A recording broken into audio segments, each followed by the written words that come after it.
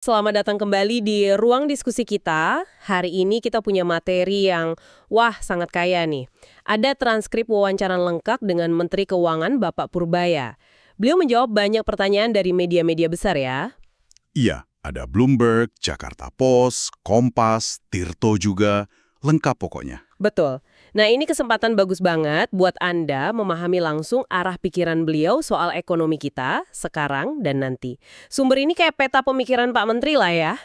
Kita akan telusuri pandangannya soal pertumbuhan ekonomi, terus APBN, isu pajak yang selalu seru itu. Sampai utang dan tantangan-tantangan spesifik lainnya juga dibahas. Nah, misi kita kali ini, seperti biasa, menyuling esensi kebijakan dan strategi di balik jawaban-jawaban beliau.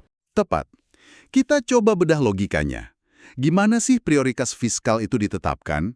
Strategi konkretnya apa buat dorong ekonomi di tengah tekanan? Dan ya, gimana pemerintah menavigasi isu-isu pelik? Mulai dari dana BUMN sampai integritas pasar modal. Oke, mari kita mulai telusuri lebih dalam. Oke, kita mulai dari gambaran besarnya dulu kali ya, proyeksi ekonomi. Menteri ini kedengarannya cukup optimis ya. Proyeksi 5,1% di kuartal 3, bahkan berani sebut potensi di atas 5,5% di kuartal 4 2025. Iya, optimisme ini lumayan menonjol memang. Apa ya kira-kira sandaran utamanya? Kok bisa seoptimis itu?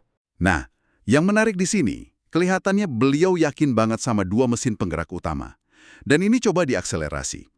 Pertama, itu belanja pemerintah. Dan ini bukan cuma omongan loh. Menteri secara eksplisit bilang akan monitor penyerapan anggaran KL. Bahkan siap narik anggaran yang lambat terserap di akhir Oktober. Oh, ditarik ya? Dialihkan kemana tuh? Dialihkan ke program lain yang lebih efektif, katanya. Ini sinyal keseriusan yang kuat sih menurut saya. Nah, mesin kedua itu sektor swasta. Didorong oleh dua hal. Satu, peningkatan kredit perbankan.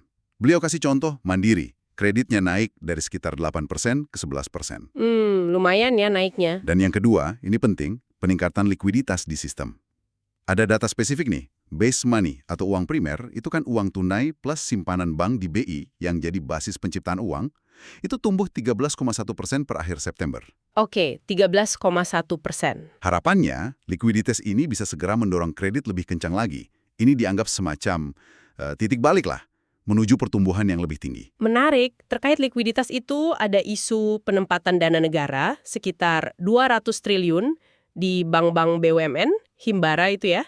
Iya, Hibara. Nah, gimana kita harus pahami langkah ini? Apa ini semacam bailout terselubung atau gimana? Soalnya ada kabar penyalurannya agak seret ya di beberapa bank, BTN katanya. Nah, ini penting banget buat diluruskan. Menurut penjelasan Menteri, ini bukan suntikan dana buat nolong bank, justru ini bagian dari manajemen kas APBN. Tujuannya malah biar dana pemerintah yang gede itu nggak mengeringkan likuiditas di sistem perbankan pas masuk ke kas negara. Oh, jadi biar tetap muter uangnya ya? Betul. Jadi dananya ditempatkan lagi di bank biar tetap berputar. Dan Menteri itu monitor aktif penyalurannya. Mandiri dilaporkan udah nyalurin hampir 70%, bank lain rata-rata di atas 50%. Oke. Terus BTN gimana? Nah, BTN ini memang disebut agak lambat, baru sekitar 10-15 triliun gitu dari alokasi 25 triliun. Padahal awalnya paling optimis loh. Wah, lantas kalau penyerapannya lambat kayak BTN gitu, ada konsekuensinya nggak? Atau cuma dicatat aja? Ada indikasi konsekuensi sih. Menteri bilang akan ketemu langsung sama Dirut BTN buat bahas ini. Bahkan ada sinyal kemungkinan sisa dana yang nggak terserap itu bisa dialihkan ke bank lain yang penyalurannya lebih cepat. Oh, oke. Jadi ada pengawasan ketat ya, biar dananya benar-benar ngedorong ekonomi lewat multiplier effect itu tadi. Iya, efek pengganda. Logikanya kan sederhana. Dana jadi kredit, dibelanjakan, masuk lagi ke bank, dipinjamkan lagi. Proses money creation gitu. Itu yang mau didorong. Wah, terus instruksi soal jangan pakai dana itu buat beli dolar juga keras baut ya, sampai dibilang sabotase. Betul sekali. Ini nunjukin Kemenkyu serius banget ya jaga rupiah sekarang. Penekanannya kuat banget di situ. Pakai dana stimulus likuiditas buat beli dolar itu dianggap kontraproduktif. Sama aja membiayai pelemahan rupiah yang lagi dijaga. Tujuannya kan jelas, nambah uang beredar buat ekonomi domestik, bukan buat spekulasi falas. Tapi Menteri juga coba menenangkan pasar ya. Iya, menariknya gitu. Resiko saat ini dianggap masih terkendali karena pertumbuhan base money baru 13,1%. Angka ini kan jauh di bawah level krisis 98 yang pertumbuhannya di atas 100%. Jauh banget ya. Beliau kasih semacam ambang batas psikologis lah. Mungkin sekitar 20-30% pertumbuhan base money, baru tekanan ke rupiah jadi signifikan. Oke, nah selain stimulus jangka pendek tadi, fondasi jangka panjang kan APBN ya. Coba kita lihat gimana Menteri Purbaya dekati penyusunan APBN 2026. Mengingat beliau masuk di tengah proses kan? Iya, betul. Ada perubahan arah yang signifikan nggak? Secara garis besar sih, postur APBN yang udah dirancang sebelumnya itu dinilai udah cukup baik sama Menteri Purbaya. Jadi, nggak ada perombakan fundamental. Tapi ada yang cukup menonjol, yaitu keputusan nambah transfer ke daerah sebesar 43 triliun rupiah. Wah, 43 triliun. Kenapa tuh? Nah, ini menarik latar belakangnya. Katanya sih untuk meredakan keributan di daerah, gara-gara pemotongan anggaran sebelumnya, yang sempat bikin beberapa Pemda jadi over kreatif gitu, naikin pajak daerah berlebihan. Ah, iya, sempat rame itu. Nah, usulan Kemendagri ini diterima penuh. Harapannya bisa menenangkan situasi. Jadi fokus utamanya apa nih di APBN 2026 kalau ditarik benang merahnya? Kelihatannya fokus utamanya itu efisiensi belanja. Ini penting ya, bukan berarti potong anggaran program penting, tapi lebih memastikan uang negara dibelanjakan tepat waktu, tepat sasaran, dan minim kebocoran. Gimana caranya? Ada rencana monitor ketat penyerapan di pertengahan tahun, dan siap memindahkan anggaran dari program yang lambat. Nah, dengan strategi efisiensi dan percepatan belanja ini, beliau optimis target pertumbuhan 6% di 2026 itu bukan hal mustahil. Ini pertaruhan dieksekusi sih. Oke, menarik. Sekarang kita geser ke sisi penerimaan. Menteri ini sikapnya keras banget soal teks amnesty ya. Kenapa sih? Padahal kan lumayan tuh buat nambah penerimaan. Betul, sikapnya tegas. Ini menyentuh prinsip dasar tata kelola pajak menurut beliau. Teks amnesty yang dilakukan secara reguler, katakanlah tiap beberapa tahun, itu dianggap ngirim sinyal yang salah ke wajib pajak. Sinyal salah gimana maksudnya? Pesannya seolah-olah, jadi nggak usah terlalu jujur sekarang lah, toh nanti ada pemutihan lagi, gitu kan? Nah ini menurut beliau justru merusak budaya kepatuhan pajak jangka panjang. Ah, masuk akal juga sih. Jadi ini pilihan strategis ya? Ya, mengutamakan integritas sistem pajak jangka panjang ketimbang potensi penerimaan jangka pendek dari amnesti rutin. Beliau tegas nggak akan dukung program kayak gitu. Oke.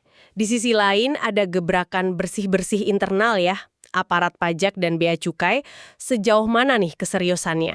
Menteri mengkonfirmasi memang ada pemecatan beberapa oknum pegawai pajak baru-baru ini. Dan sikap yang sama berlaku buat bea cukai. Pesannya jelas. Ke depan, nggak ada toleransi buat praktik kurang baik. Tapi menariknya, beliau nggak mau ungkit masalah lama, kecuali udah masuk proses hukum. Fokusnya perbaikan ke depan. Tapi nggak cuma hukuman kan, ada reward juga. Nah, itu dia. Bukan cuma punishment, ada janji reward juga. Beliau kasih contoh konkret. Kalau tax ratio kita, rasio pajak terhadap PDB, bisa naik signifikan, misal dari kisaran 10% ke 12% dalam setahun, bakal ada insentif buat aparat pajak. Oh, jadi ada targetnya ya? Iya, pendekatannya fair treatment gitu. Ada hukuman buat pelanggar, ada penghargaan buat yang berprestasi. Tapi nih, soal potensi sumber penerimaan lain, kayak pseudo ekonomi atau ekonomi bawah tanah itu. Terus isu UMKM yang katanya sengaja mecah diri biar pajaknya tetap rendah yang 0,5% itu. Menteri kedengeran agak pesimis ya? Iya, betul. Nada skeptisnya cukup terasa untuk jangka pendek. Apa korteks sistem yang baru itu belum bisa diharapkan banyak buat menjangkau area ini? Soal shadow economy, beliau secara implisit mempertanyakan validitas angka estimasi yang sering beredar. Dan ya, kesulitan praktis melacaknya. Logikanya simple. Kalau gampang dilacak, ya namanya bukan shadow economy lagi gitu kan. Jadi nggak gantungin harapan besar dari situ dalam waktu dekat. Oke. Kalau UMKM yang mecah usaha, Nah, soal UMKM yang mecah usaha biar omset per entitas tetap di bawah 4,8 M per tahun itu, beliau akui ada laporannya. Ada rencana coba dilacak pakai data Cortex System. Mungkin juga kerjasama database sama Kemenkumham buat lihat afiliasi pemilik usaha. tapi hasilnya Beliau realistis sih, nggak mengharapkan lonjakan penerimaan signifikan dari upaya ini dalam setahun ke depan. Upaya tetap jalan, tapi ekspektasinya terukur. Oke, tadi udah bahas gambaran besar APBN dan pajak ya. Sekarang ada beberapa isu spesifik nih yang juga diangkat dan lumayan menarik perhatian publik. Misalnya soal usulan pemutihan tunggakan iuran BPJS Kesehatan. Gimana tuh sikap Kemenkyu? Nah, ini menarik nih jawabannya. Pas ditanya, Menteri ngaku belum dapat info detail soal rencana ini. Termasuk siapa yang bakal nanggung biayanya kalau jadi diputihkan. Apakah APBN atau sumber lain? Jadi belum ada keputusan ya? Jawaban beliau mengindikasikan ini masih tahap pembahasan internal pemerintah. Belum sampai ke meja beliau keputusannya. Oke, isu lain yang juga panas. Utang kereta cepat Jakarta-Bandung, KCIC atau WUSH itu, kabarnya kan diusulkan holding BUMN Dana Reksa, biar sebagian ditanggung APBN. Ini kan proyek gede. Gimana tanggapan awal Menteri? Mirip kayak BPJS tadi, beliau juga bilang belum dihubungi secara resmi soal usulan spesifik dari Dana Reksa ini. Tapi, sikap awalnya kedengaran cukup tegas dan berprinsip. Gimana tuh? Beliau ngingetin kalau KCIC itu kan sekarang di bawah Dana Reksa, sebuah BUMN holding yang menurut beliau potensi dividennya gede banget dari aset-asetnya. Bahkan disebut angka potensial 80 triliun per tahun loh. Wow, besar juga ya? Nah, logika beliau, ya seharusnya Dana Reksa sebagai korporasi yang urus restrukturisasi atau manajemen utang KCIC, bukan langsung dibebankan ke APBN. Ada pernyataan kunci tadi. Jangan pas enak dianggap swasta, pas susah lari ke pemerintah. Ini posisi awal yang kuat sih. Jelas pesannya ya. Terus, gimana dengan Satgas BLBI? Tim yang nagih aset kasus krisis 98 itu.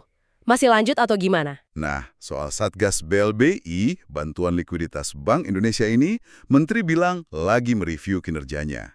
Kesan awal beliau, hasil penagihannya secara nominal itu ya nggak banyak-banyak amat, tapi prosesnya bikin noise atau kegaduhan publik yang lumayan tinggi. Jadi cenderung gimana? Beliau mengindikasikan ada kecenderungan buat mengakhiri tugas Satgas ini. Tapi keputusan final masih nunggu hasil asesmen menyeluruh. Yang juga menarik perhatian saya itu fokus beliau ke pasar modal, khususnya praktek saham gorengan. Apa sebetulnya harapan Kemenkeu di sini? Apalagi kan investor muda atau Gen Z makin banyak ya di pasar kita. Iya, ini poin yang sangat menarik dan cukup spesifik dari beliau. Beliau secara terbuka berharap ada tindakan hukum yang lebih tegas dari regulator. Ya, dari BI sama OJK tentunya. Terhadap para manipulator pasar dalam setahun ke depan. Beliau kayaknya tahu ya ada praktek itu. Kesannya gitu. Kekhawatiran utamanya jelas banget.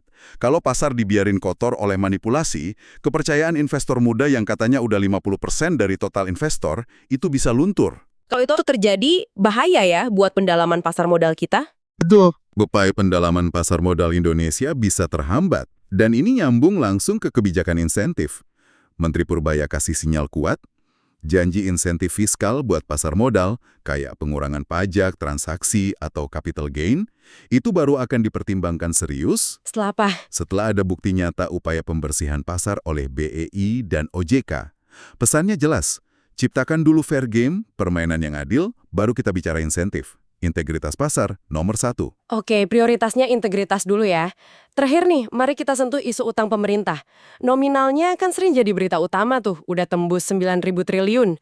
Dari kacamata Menteri Keuangan, ini perlu bikin kita khawatir berlebihan nggak sih? Menteri coba kasih perspektif ya.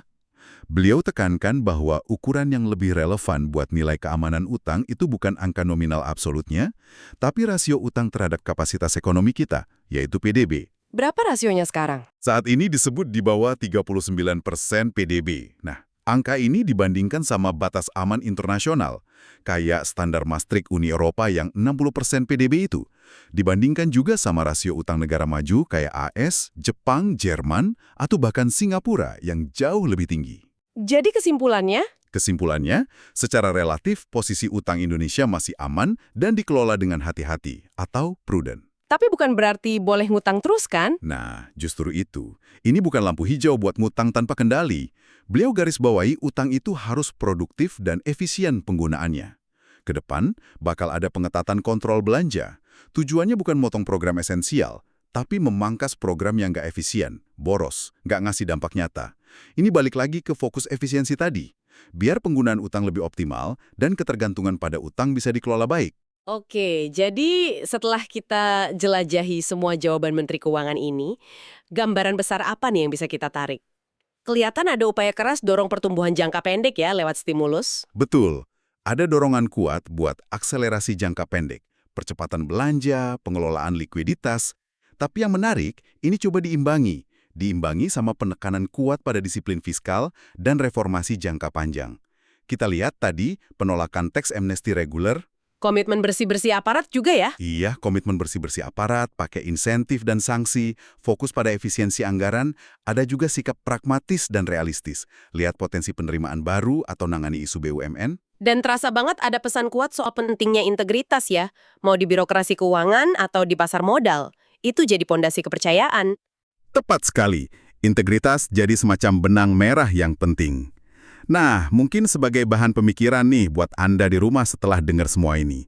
Di tengah ambisi dorong pertumbuhan ekonomi jangka pendek pakai berbagai stimulus tadi, gimana pemerintah akan menyeimbangkan langkah itu dengan keharusan jaga kesehatan fiskal jangka panjang, plus stabilitas nilai tukar rupiah juga. Apalagi lihat kondisi ekonomi global yang ya masih nggak pasti gini. Tantangan keseimbangan ya? Betul. Ini seni menyeimbangkan kebijakan yang bakal krusial banget dan menarik untuk terus Anda cermati ke depan. Sebuah pertanyaan penutup yang penting banget untuk direnungkan. Terima kasih sudah menyimak diskusi mendalam kita kali ini, membedah pemikiran Menteri Keuangan. Sampai jumpa di kesempatan berikutnya.